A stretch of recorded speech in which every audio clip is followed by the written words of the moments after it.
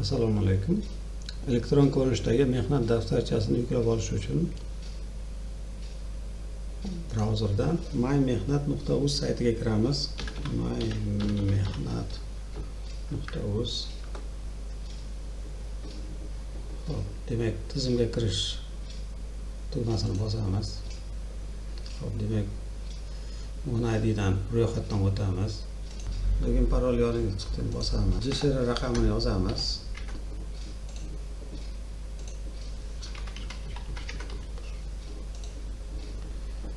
Xo'p, qayta tiklab oldik.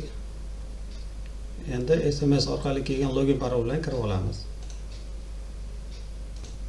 Kirish tugmasini bosamiz. OneID dan ro'yxatdan o'tib oldik. Endi yangi vkladka ochamiz.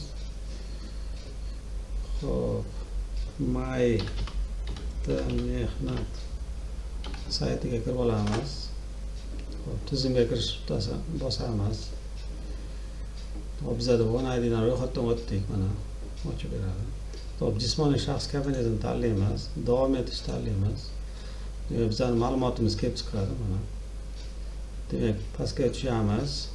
Mehnat daftarchasidan ko'chirmani yuklab olishni bosamiz. Mana bizda mehnat daftarchasidan chiqdi. Xo'p, mehnat daftarchasidan ko'chirmani yuklab olishni bosamiz. Mana yuklab olindi. Ochib ko'ramiz. Yuklab oldik. PDF variantda yuklab oldik, mana.